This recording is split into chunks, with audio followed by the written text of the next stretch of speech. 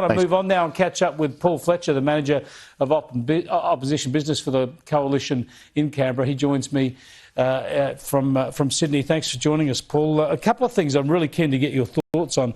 I don't know whether you were able to hear the start of my show, but I talked about Angus Campbell. We've got a new CDF starting on July the 1st. But Angus Campbell is a man who threw the ADF under the bus, in my view, with those reports about alleged war crimes in Afghanistan, apologised to Afghanistan, effectively a Taliban leadership there now. We've not had one conviction. He wanted to strip medals off 3,000 soldiers because of the alleged misdeeds of these few soldiers. Again, none of that proven. He's talked endlessly about all sorts of inclusion and the diversity and all the woke words.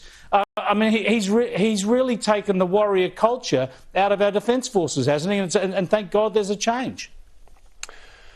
Well, I'll leave it to others to buy into that particular issue. I'll just acknowledge the service of General Angus Campbell. It's a very challenging job and an enormously important job.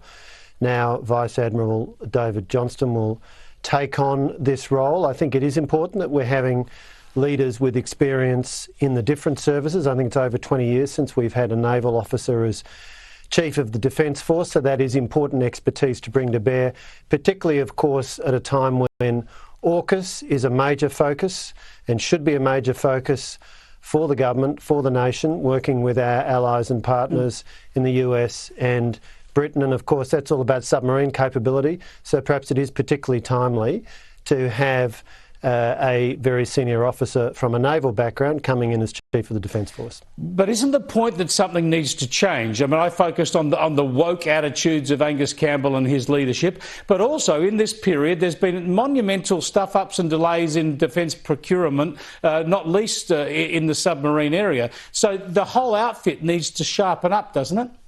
There is no more important and demanding job than the job carried out by the Australian Defence Force, its personnel, and of course the civilian staff of the Department of Defence. As you rightly say, procurement decisions have an impact for 10, 20, 30, 50 years. They're enormously important.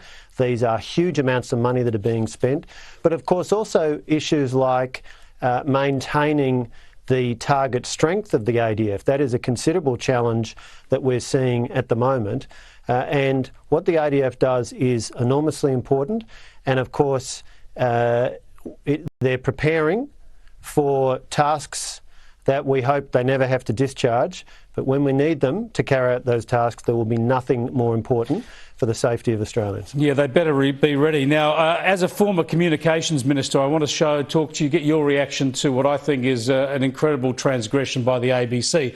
I caught up this afternoon with an interview that the 7:30 report host Sarah Ferguson conducted last night with Lieutenant General Peter Lerner, an IDF, an Israeli Defence Force spokesperson. She had a long interview with him about the details of how 7 aid workers, including the Australian woman, were killed in Gaza. And the Israeli spokesperson came forward with all sorts of detail about how this tragic mistake occurred. But listen to what Sarah Ferguson says at the end. Lieutenant Colonel Peter Lerner, I'm not accepting your view that it's a mistake. There's a lot further to go on this story, but thank you very much indeed for joining us.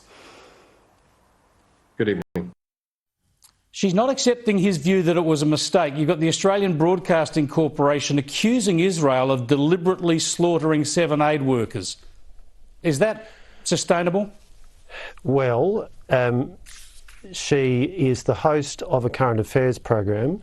You know, she's not a judge. It's not a tribunal of truth. Of course, it is a tragedy that 7 aid workers were killed. Of course. Including an Australian. And our hearts go out to the families of all who were lost. But at the same time, as Shadow Foreign Affairs spokesman Simon Birmingham has said today, these awful tragedies occur in war. Let's remember that there are still some 100 Israelis, many of them civilians, being held hostage by Hamas. Indeed. And for all this talk about ceasefire, Hamas could take a huge step towards that by releasing those hostages immediately. All right, Paul Fletcher, thank you very much for your time. I appreciate it. Paul Fletcher there doesn't want to be